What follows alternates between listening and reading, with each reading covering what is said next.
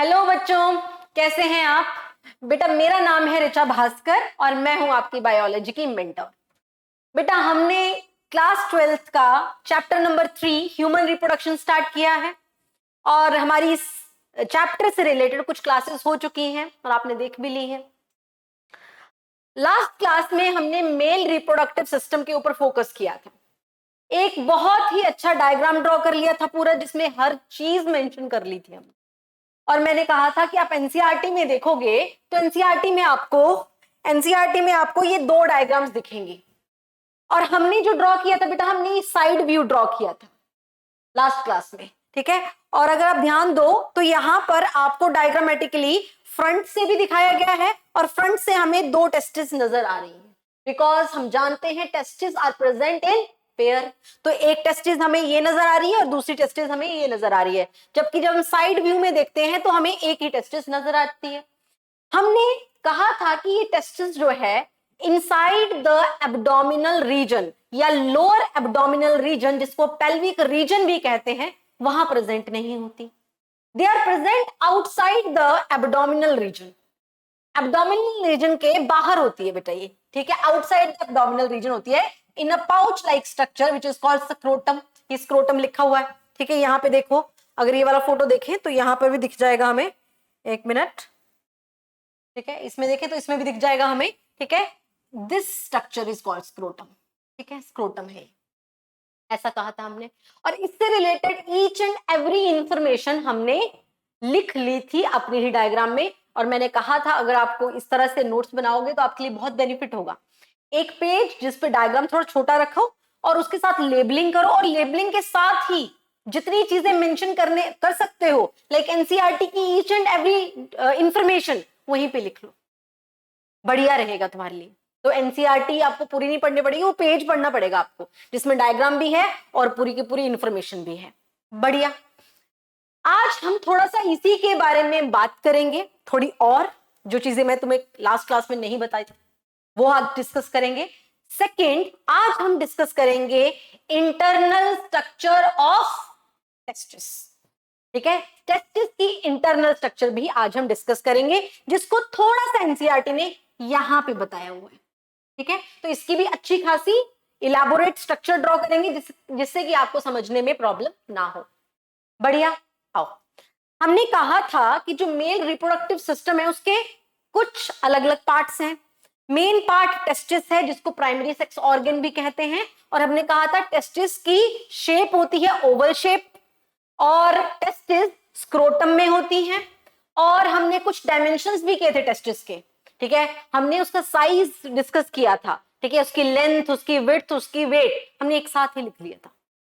जिसने previous class लगाई है उसको पता है कि ये सब हमने एक ही डायग्राम में मेंशन कर लिया था। आज थोड़ी सी और बात करेंगे। हमने लास्ट क्लास में कहा था टेस्टिस जो हैं वो हमारे पास एक्स्ट्रा एब्डोमिनल कैविटी में होती है, मतलब they are present outside the abdominal cavity, but उसका रीजन नहीं दिया था हमने।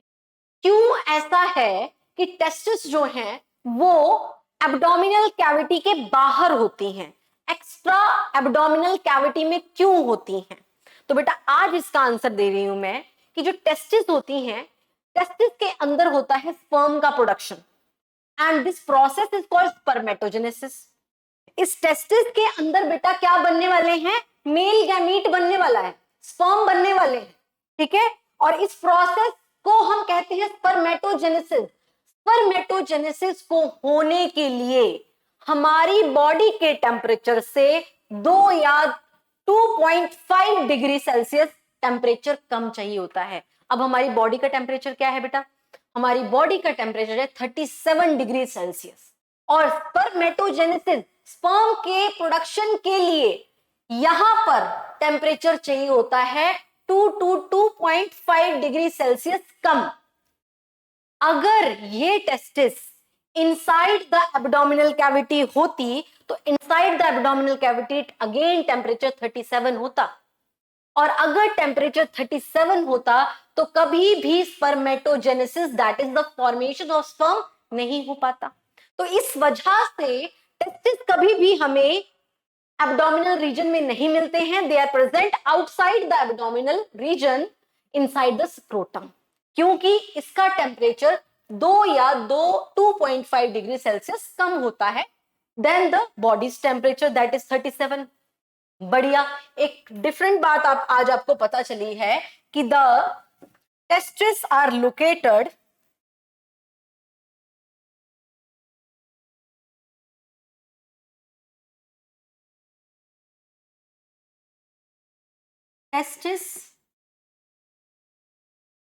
are present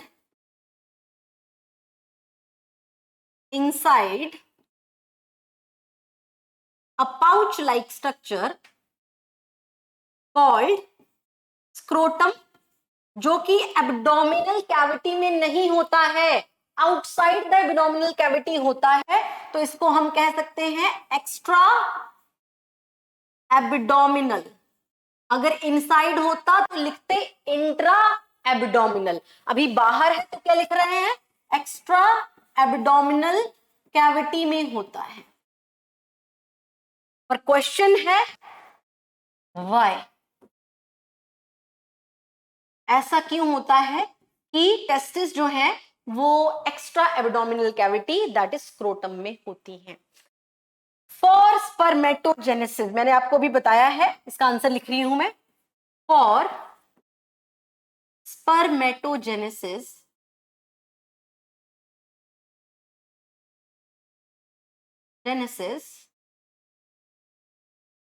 temperature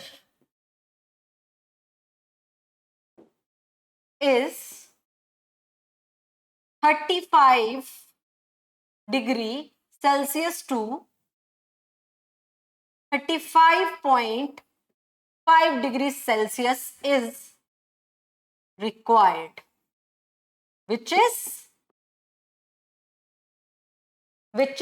lower than, which is lower than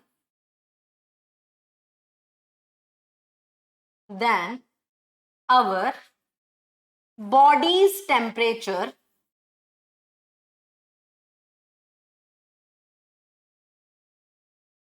that is 37 degree Celsius.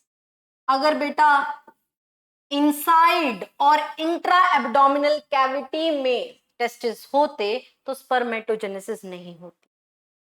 बढ़िया, आज आपको इसका रीजन भी पता चल गया कि क्यों हमारे पास जो टेस्टिस है वो आउटसाइड द एब्डोमिनल कैविटी होती हैं। For spermatogenesis temperature is 35 to 100 which is required, which is lower than our body's temperature। कितना lower than, 2 to 2.5 degree Celsius lower than bodies temperature. बढ़िया, अब हमारा क्वेश्चन है कि क्या हमेशा से ही जब एक मदर प्रेग्नेंट होती है और उसके वुम के अंदर जब बेबी बॉय होता है, अब वो बेबी बॉय की टेस्टिस क्या हमेशा ही एक्स्ट्रा एब्डोमिनल होती हैं या फिर इंट्रा एब्डोमिनल होती हैं? क्वेश्चन है हमारा कि अगर एक मदर जो कि प्रेग्नेंट है, उसके यूट्रस के अंदर बेबी बॉय है, अब वो बॉय की टेस्टिस, उस बॉय की टेस्टिस क्या स्क्रोटम के अंदर ही होती हैं कि एब्डोमिनल कैविटी में होती हैं? तो बेटा ये ध्यान देने वाली बात है, जब प्रेगनेंसी के फर्स्ट 3 मंथ्स होते हैं, ट्राइमेस्टर बोलते हैं जिनको, जो फर्स्ट ट्राइमेस्टर होते हैं तब टेस्टिस का फॉर्मेशन हो जाता है। मतलब पहले 3 महीनों में पता चल जाता है कि बॉय है कि गर्ल है inside the mother's uterus. Initially जब फर्स्ट ट्राइमेस्टर चल रहा होता है तो मदर के यूट्रस में जो बेबी है उसके टेस्टिस का फॉर्मेशन हो जाता है, और बेटा टेस्टिस का फॉर्मेशन होता है इंट्रा एब्डोमिनल, मतलब इनसाइड द एब्डोमिनल कैविटी।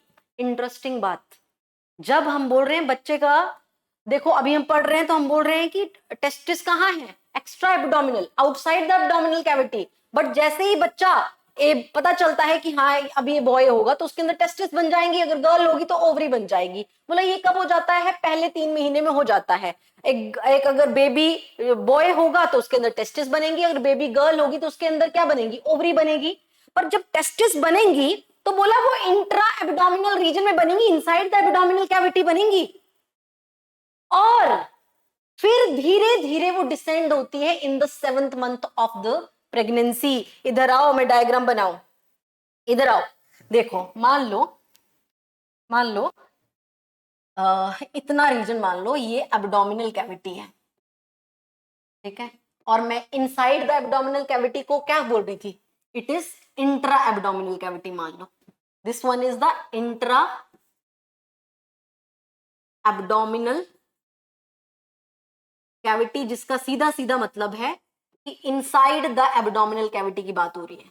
और मान लो इतना पोर्शन क्या है, this is extra abdominal cavity, means outside the abdominal cavity.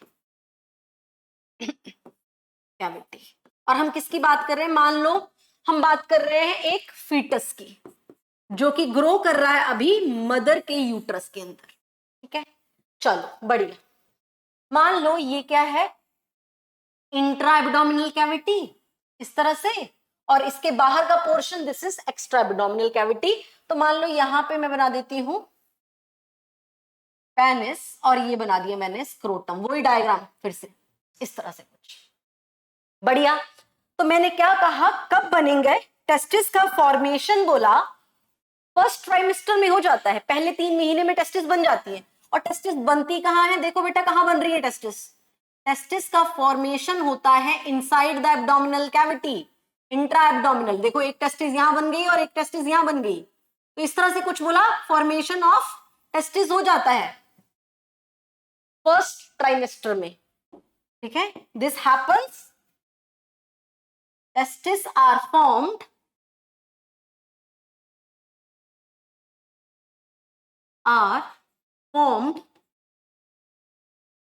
in first trimester।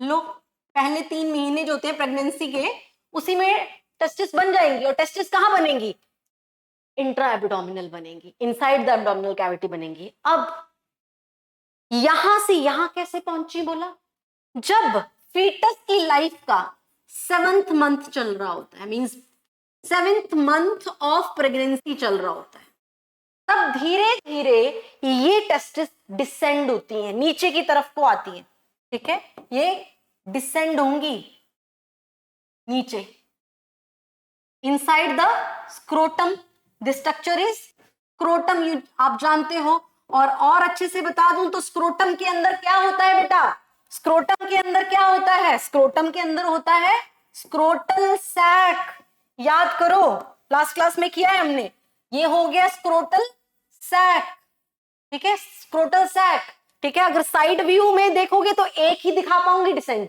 और एक पीछे की तरफ डिसेंड हो जाएगी।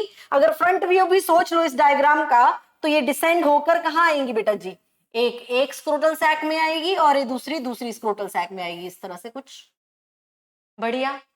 अब इसको डिसेंड करने के लिए कोई हार्मोन रिस्पॉन्सिबल है कि नहीं, फर्स्ट ट्राइमेस्टर में टेस्टिस का फॉर्मेशन हो जाएगा और टेस्टिस बनेंगी इंट्रा एब्डोमिनल। 7th मंथ में बोला ये डिसेंड हो जाती हैं, प्रेगनेंसी के 7th मंथ में डिसेंड हो जाती हैं under the influence of a hormone known as testosterone and ABP.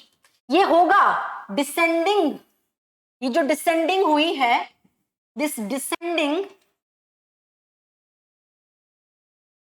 Of testis is under the influence of a hormone that is testosterone and androgen binding protein, androgen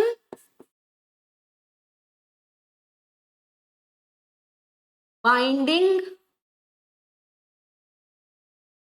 protein that is also called ABP in short form। इन दोनों की influence की वजह से जो testis बनी है inside the abdominal cavity, ये धीरे धीरे डिसेंड हो जाती हैं और ये कब हो जाता है? 7 मंथ ऑफ द प्रेगनेंसी में ये हो जाता है। बढ़िया बढ़िया, एक बात नहीं सीखे आप, ठीक है। टेस्टिस की लोकेशन स्क्रोटम में है, क्यों है मैंने आपको बता दिया, क्यों है? क्योंकि स्पर्मेटोजेनेसिस के लिए टेम्परेचर कम चाहिए होता है, बॉडी का टेम्परेचर 37 से 2 to 2.5 डिग्री कम चाहिए होता है, तो इसलिए स्क्रोटम के अंदर होती है। क्या इनिशियली से ही, इनिशियल टाइम से ही बेबी बॉय की बॉडी में ये टेस्टिस स्क्रोटम में होती है? नहीं, 3rd मंथ में टेस्टिस का फॉर्मेशन हो जाता है। और टेस्टिस बनती कहां है? यहां बनती है, इनसाइड द एब्डोमिनल कैविटी बनती है, फिर 7th मंथ में डिसेंड होती है। क्या मैम कभी ऐसा भी हो सकता है कि डिसेंड ही ना हो पाए? यस बेटा, ऐसा होता है।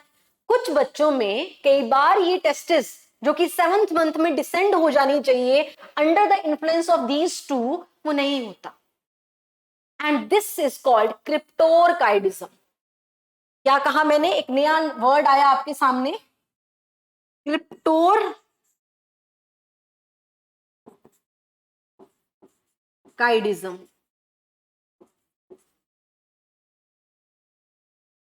Non descending of testis into the scrotum. लिख दे इस बात को, it is the failure of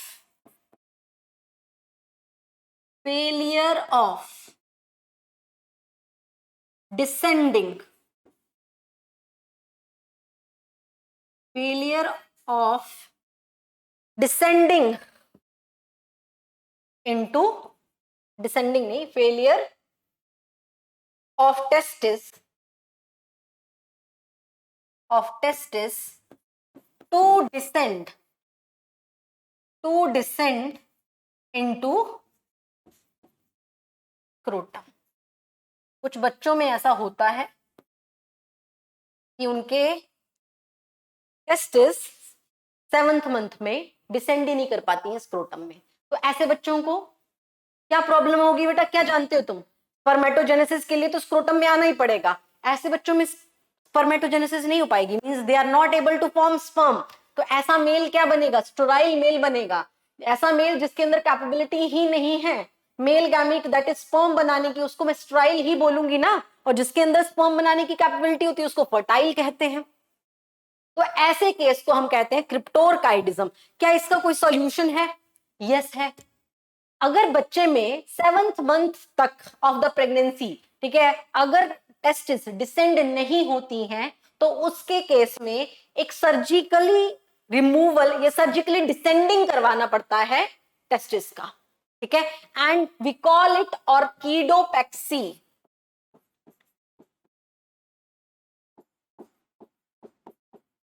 ऑर्किडोपेक्सी, surgically descending of testis, ठीक है।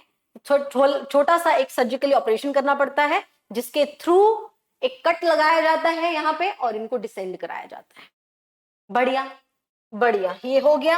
आगे चले, आज का जो हमारा मेन टॉपिक है बेटा वो है हमारे पास इंटरनल स्ट्रक्चर ऑफ टेस्टिस। हमने देखा टेस्टिस का अभी जो स्ट्रक्चर, अब हम और इलेबोरेट करेंगे टेस्टिस के स्ट्रक्चर को और उसमें डिस्कस करेंगे इंटरनल स्ट्रक्चर ऑफ टेस्टिस। उसमें कुछ और नई बातें हमें पता चलेंगी। इंटरनल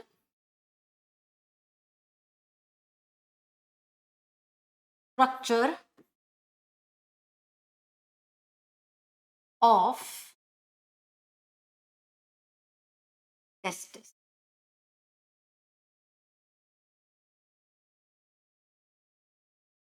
अभी तो मैं एक ही बनाऊंगी तो IS लिख दूं of test.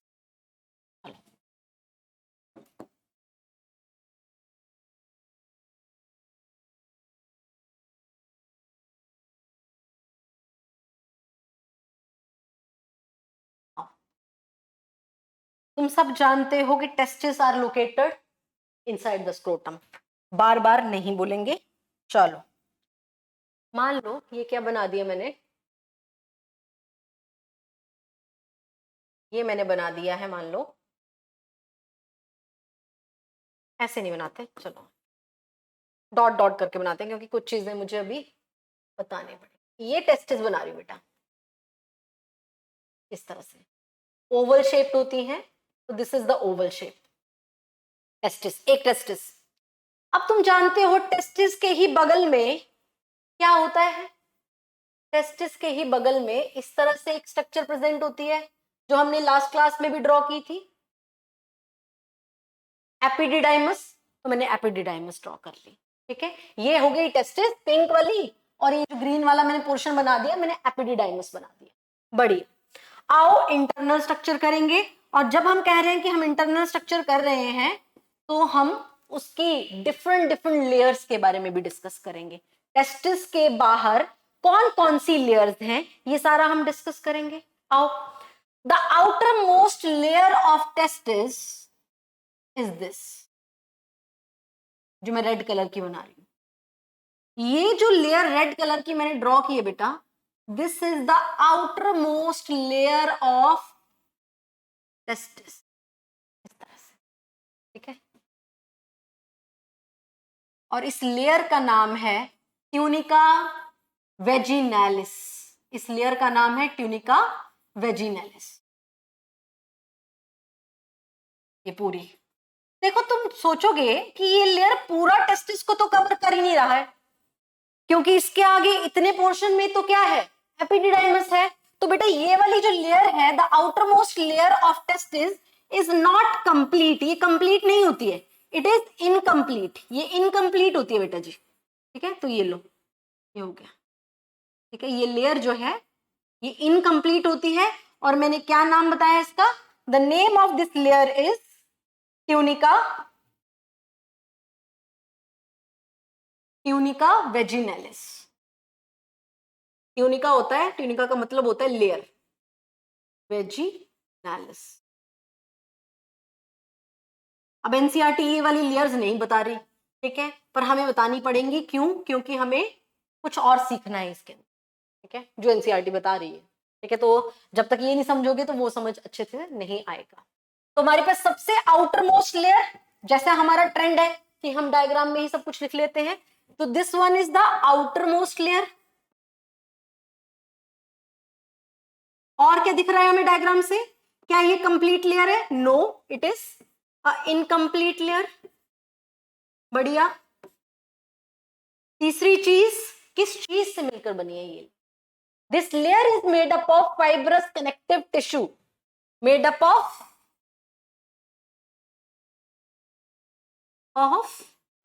Fibrous connective tissue. बढ़िया है, सारी चीजें हमने लिख दी। सबसे आउटर मोस्ट लेयर हमारे पास tunica vaginalis around the testis, incomplete होती है, पूरी टेस्टिस को कवर नहीं कर रही है। देखो ये पोर्शन तो रह ही गया ना टेस्टिस का, ये भी तो टेस्टिस का पोर्शन है, ठीक है, बट यहां नहीं होती, यहाँ पे एपिडिडाइमस होता है। बढ़िया। और ये फाइब्रस कनेक्टिव टिश्यू से मिलकर बनती है। अब आ जाओ मिडल लेयर। वैसे 3 लेयर से मिलकर बनती है टेस्टिस, सबसे outer most layer tunica vaginalis, middle layer and inner layer. जो मिडल लेयर है उसको मैं पिंक कलर से दिखा रही हूं बेटा, ये है मिडल लेयर, दिस वन, ये मिडल लेयर है, ठीक है। ये बेटा कंप्लीट होती है, बट यहां नहीं अभी दिखाऊंगी होती कंप्लीट है, क्योंकि यहाँ पे मुझे कुछ और बनाना है, ठीक है। तो यहाँ पे भी डॉट डॉट पिंक लगा दिया, मतलब यहाँ पर भी है, ये कंप्लीट है, मतलब ये पूरी टेस्टिस को कवर करती है, ये पूरी टेस्टिस को कवर करती है। देखो कुछ इस तरह से। और ये कवर करते करते बेटा एक कंपार्टमेंट्स बना देती है अंदर, कुछ ऐसे, ठीक है।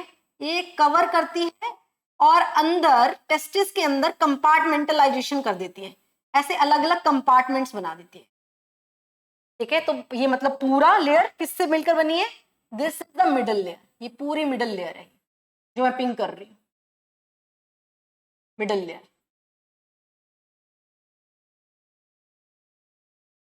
ये पूरा मिडल लेयर है।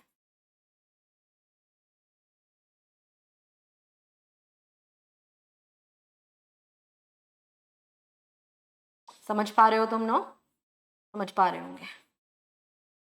तो ये पूरा क्या है? This one is the middle layer. और मिडल लेयर ने क्या बना दिया है? अलग अलग छोटे छोटे कंपार्टमेंट्स बना दिए हैं, ठीक है, इन कंपार्टमेंट्स को क्या कहते हैं वो भी मैं अभी बताऊंगी। तो this is the tunica albuginea, middle layer है ये। This is the middle layer and the name of the middle layer is tunica albuginea. इस तरह से कुछ बढ़िया। आओ, ये वाली लेयर है, this one, this layer is called tunica albuginea.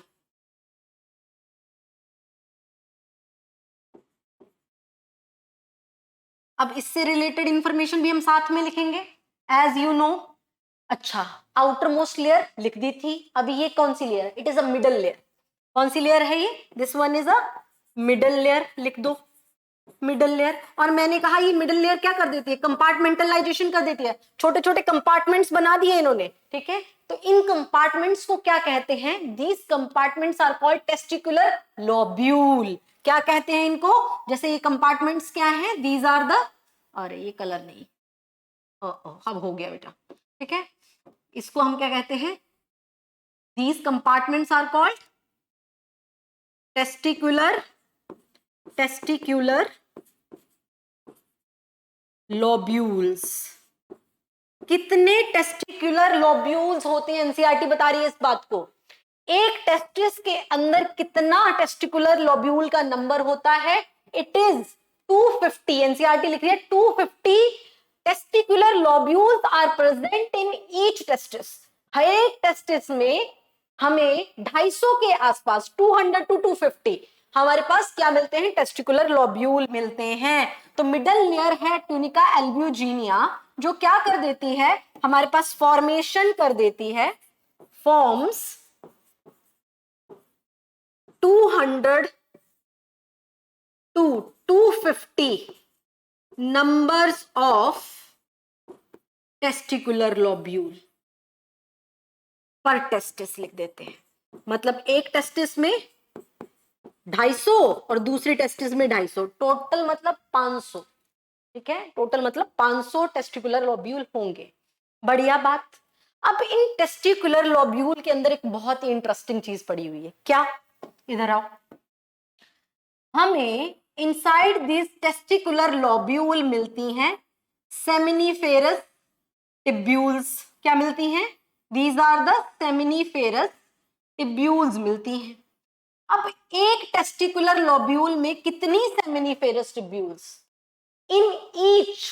in one testicular lobule there are 1 to 3 number of seminiferous tubules मिलती हैं। मतलब एक टेस्टिकुलर लोब्यूल में मुझे या तो एक मिल सकती है, या 2 मिल सकती है, या तो 3 मिल सकती है मैक्सिमम सेमिनिफेरस ट्यूब्यूल्स। तो मैं इसको लेबल कर दूं बेटा, मुझे इनसाइड टेस्टिकुलर लोब्यूल क्या मिल रहा है? These are the seminiferous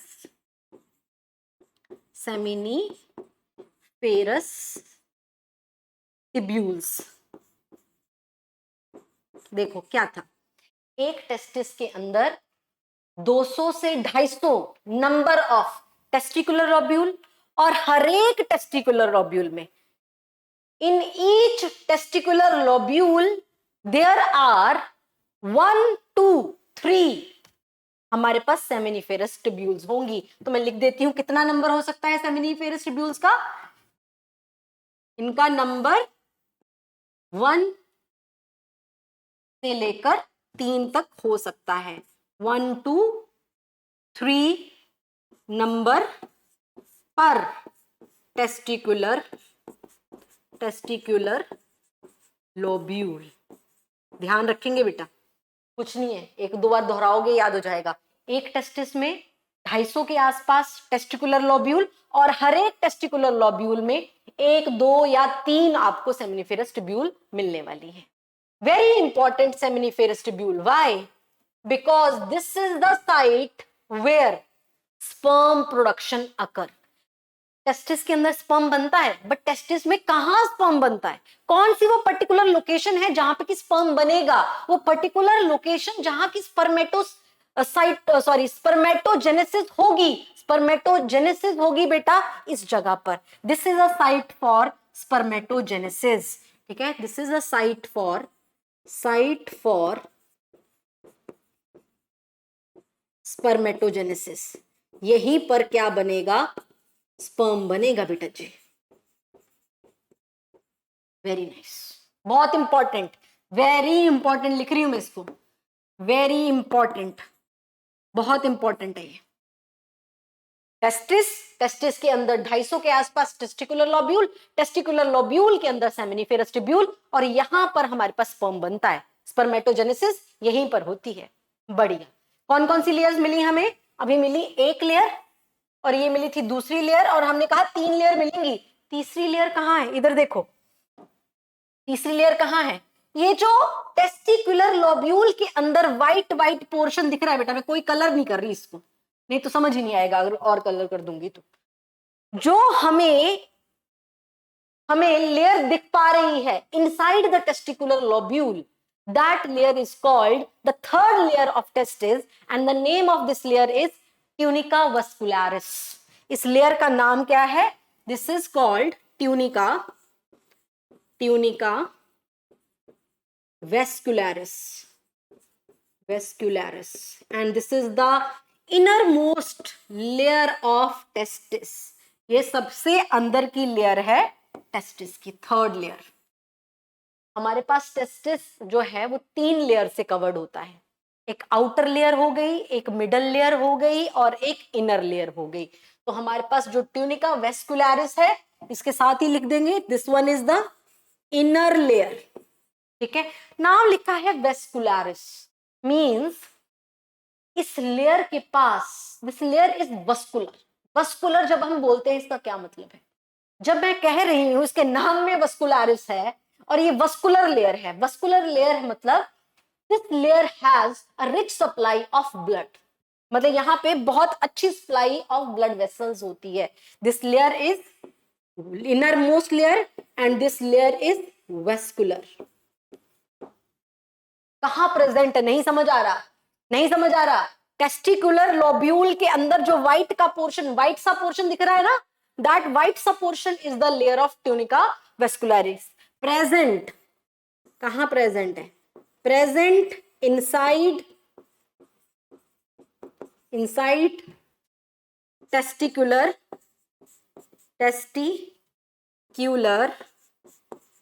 lobule के अंदर होती है, जो व्हाइट सा पोर्शन दिख रहा है अभी तुम्हें। बढ़िया बढ़िया बेटा, समझ आ रहा है? Tunica vascularis layer. तो हमारे पास जितनी लेयर्स होती हैं अराउंड द टेस्टिस वो हमने यहाँ ड्रॉ कर ली, और इसके बाहर हमें पता है क्या होता है, एक मसल होती है। नाम बताओ जरा कमेंट सेक्शन में मुझे, कौन सी मसल होती है टेस्टिस के अराउंड? वो मसल एपिडिडाइमस के अराउंड भी होती है, वास डिफरेंस के अराउंड भी होती है। अगर तुमने प्रीवियस वीडियो देखा होगा तुम्हें आंसर आता होगा। मुझे कमेंट में लिख के बताएंगे कि कौन सी लेयर होती है अराउंड मसल, वो कौन सी मसल है जो कि टेस्टिस के अराउंड होती है। बढ़िया, इधर आओ, देखो हमारे पास ये जो सेमिनिफेरस ट्यूब्यूल्स हैं, अगर इनके अंदर स्पर्म बन रहे हैं तो भैया स्पर्म अंदर ही थोड़ा रखने हैं, स्पर्म को बाहर भी तो निकालना है। ठीक है, कोई ना कोई रास्ता भी तो होना चाहिए, कोई ना कोई ट्यूब्स भी तो होनी चाहिए निकलने के लिए। तो देखो हमारे पास इन सेमिनिफेरस ट्यूब्यूल से एक छोटी छोटी ट्यूब्स निकल रही हैं। देखो क्या ऐसे कुछ इस तरह से, इस तरह से कुछ ट्यूब्स निकल रही है। ऐसे कुछ ट्यूब्स निकल रही हैं बेटा। ये जो ट्यूब ब्लैक कलर की मैंने बनाई है, दीज आर कॉल्ड ट्यूबुलाई रेक्टी। ठीक है, ये भी क्या है? छोटी छोटी ट्यूब्स हैं, and the name of these tubes is tubuli recti. Tubuli recti. NCERT इसका नाम नहीं दे रही है, आगे का इसके अगले वाले का नाम दे रही है, पर तुम्हें पूरा पाथ पता होना चाहिए। एक बार तो पता होना चाहिए, बाद में चाहे याद ना करो, ठीक है, पर एक बार रास्ता तो पता होना चाहिए कैसे कैसे। मतलब यहाँ पे ये जो स्पर्मेटोस जेनेसिस हो जाएगी यहाँ पर। सेमिनिफेरस ट्यूब्यूल है ये ऑरेंज कलर की, इसको थोड़ा शेडी भी बना देती हूँ। लो ये मतलब ये जो शेडी पोर्शन में बना रही हूँ ये सेमिनिफेरस ट्यूब्यूल्स है, इनके अंदर बनेगा स्पर्म, और स्पर्म बनने के बाद कहाँ जाएगा भाई? ट्यूबुलाई रेक्टी के अंदर जाएगा। बढ़िया। अब ये ट्यूबुलाई रेक्टी जो है इसके आगे एक और ट्यूब स्टार्ट होती है। ट्यूबुलाई रेक्टी के बाद एक ट्यूब स्टार्ट होती है network of tubes, network of tube होता है ये, कैसा ऐसे, and this network of tubules is called rete testis, इसको बोलते हैं रेटिटेस्टिस, इसका नाम एनसीईआरटी दे रही है, ठीक है। दिस ब्लू कलर का जो मैंने बना रखा है, the network of tubule is called rete testis, और ये रेटिटेस्टिस ओपन होती है into another tubes which is called vasa efferentia. ये जो है ये आगे चल के एक और ट्यूब में, अब मेरे पास कलर ही खत्म हो गया बेटा, ठीक है, एक और ट्यूब में जाकर खुलती हैं, और इन ट्यूब का नाम क्या है, these tubes are called vasa efferentia, vasa efferentia, ये ट्यूब्यूल्स, ठीक है, ऐसे, ठीक है, ये ट्यूब्स जो हैं वो हैं वासा एफरेंशिया। ग्रीन कलर की, कैसा कलर विजिबल है, ब्लैक ही दिख रहा है आपको तो, ठीक है, फिर ये ग्रीन कलर है बेटा, ठीक है। तो मतलब रेटिटेस्टिस किसमें ओपन होगी, इनटू अनदर ट्यूब्स में जाकर ओपन होगी, and that is called vasa efferentia, efferentia. तो भैया तुम तो पूरा रास्ता ही समझ गए कि स्पर्म कहां से होकर गुजरेगा, बनेगा इस स्ट्रक्चर के अंदर, and the name of this structure is seminiferous tubules. इनके अंदर स्पर्म बनेंगे, स्पर्म बनने के बाद कहां जाएंगे, ट्यूबुलाई रेक्टी में, ट्यूबुलाई रेक्टी से किस में जाएंगे, रेटिटेस्टिस में, रेटिटेस्टिस के बाद कहां पे जाएंगे, वासा एफरेंशिया में।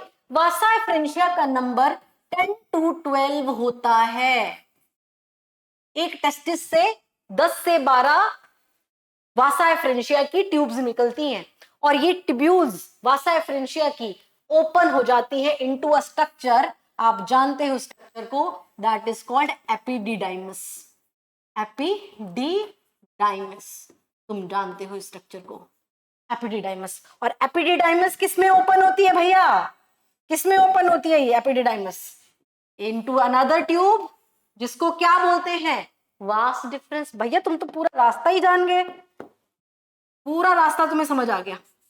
वास डिफरेंस, याद करो मैंने तुम्हें कहा था कुछ चीजें सेकेंडरी सेक्स ऑर्गन की आपको मैं आगे चल के बताऊंगी, तो ये वो आगे, ठीक है। पूरा जो एक्सेसरी डक्ट्स थी, एक्सेसरी डक्ट्स में से सिर्फ तुम्हें एपिडिडाइमस और वास डिफरेंस देखने को मिल रही थी, तुम्हें ना वासा एफरेंशिया दिख रही थी प्रीवियस हमारे डायग्राम से, ना तुम्हें रेटिटेस्टिस दिख रही थी, आज आपको रेटिटेस्टिस भी दिख गई, बढ़िया।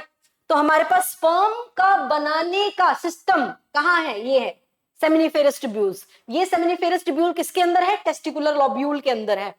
तो यहां पे स्पर्म बनेंगे, स्पर्म भेज दिए जाएंगे ट्यूबुलाई रेक्टी में, ट्यूबुलाई रेक्टी से भेज दिए जाएंगे रेटिटेस्टिस में, रेटिटेस्टिस से कहां भेज दिए जाएंगे, वासा एफरेंशिया में, वासा एफरेंशिया से स्पर्म कहां चले जाएंगे, एपिडिडाइमस में, और एपिडिडाइमस से वासा एफरेंशिया, वासा एफरेंशिया ये पूरा यूरिनरी ब्लैडर से घूमते हुए इजैकुलेटरी डक्ट, और भैया पेनिस के थ्रू बाहर आउटसाइड स्पर्म पहुंच जाएंगे। बढ़िया, ये तो पूरा रूट ही समझ आ गया। तो भैया रूट ना लिख ले, हम रास्ता नहीं लिख ले, फ्लो ऑफ स्पर्म ना लिख ले, लो आओ, ठीक है, रूट समझ लो स्पर्म के फ्लो का, फ्लो ऑफ स्पर्म बने कहां, site of formation of sperm है कहां पर, सेमिनिफेरस ट्यूब्यूल्स, लिख देते हैं क्या है, सेमिनिफेरस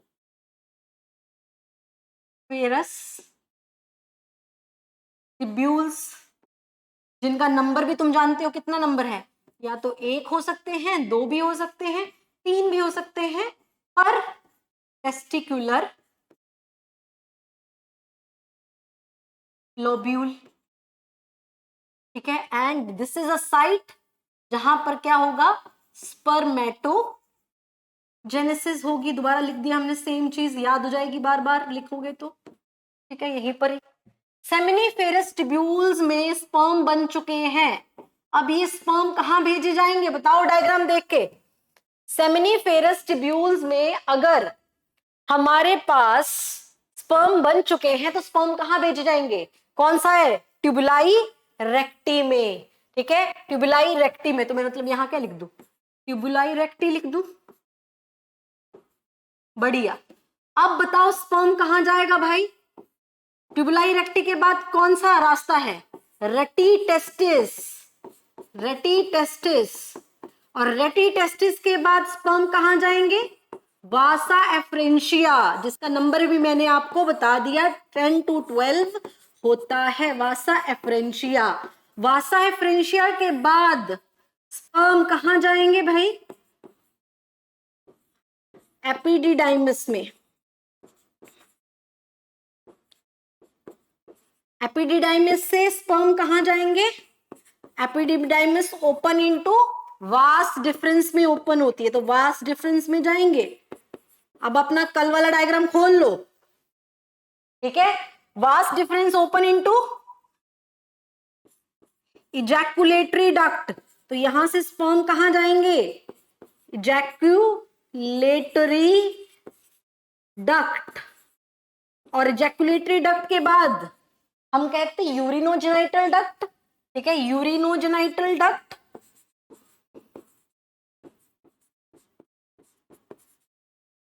और वो पेनिस के थ्रू फाइनली आउटसाइड, ठीक है। स्पर्म इस तरह से ट्रैवल करते हैं। This is the flow chart for the sperm, इस तरह से कहां को फ्लो करते हैं। बढ़िया। इंटरनल स्ट्रक्चर ऑफ टेस्टिस भी आपका कंप्लीट हो गया है, ठीक है। इंटरनल स्ट्रक्चर में हमने बहुत इंपॉर्टेंट चीजें डिस्कस की। बेटा आपको ना एनसीईआरटी इसके बारे में बता रही है, ना इसके बारे में बता रही है, ना उसके बारे में बता रही है, बट एनसीईआरटी आपको इसके बारे में जरूर बता रही है और इसके बारे में जरूर बता रही है। तो आपको थॉट प्रोसेस को अगर चलाना है, कैसे कैसे हो रहा होगा, तो इनको जानना जरूरी था और मैंने पूरा रास्ता आपको बता दिया। बढ़िया। यहां देखो एनसीईआरटी यहां पर भी इस रास्ते को नहीं बता रही, मतलब लाइक इसका नाम नहीं लिख रही, बट इससे यहां तक जाने के लिए ये रास्ता बीच में है। किस किस का नाम एनसीईआरटी लिख रही है मैं मेंशन कर रही हूँ। एनसीईआरटी इसका नाम दे रही है, इसका नाम दे रही है, इसका नाम दे रही है और इसका नाम दे रही है। हमारे पास इजैकुलेटरी डक्ट का भी नाम दे रही है। बट अगर एक्सेसरी डक्ट के साथ अगर कुछ नाम लिख रही है, एक्सेसरी डक्ट्स के साथ अगर कुछ मेल एक्सेसरी डक्ट्स में हमारे पास सिर्फ 4 नाम लिख रही है, रेटी testis, Vasa efferentia, epididymis and vas deferens, ठीक है। इसका ये मतलब नहीं है ये नहीं होंगे, ये भी है। बढ़िया। तो ये हमारा आज फिनिश होता है इंटरनल स्ट्रक्चर ऑफ टेस्टिस।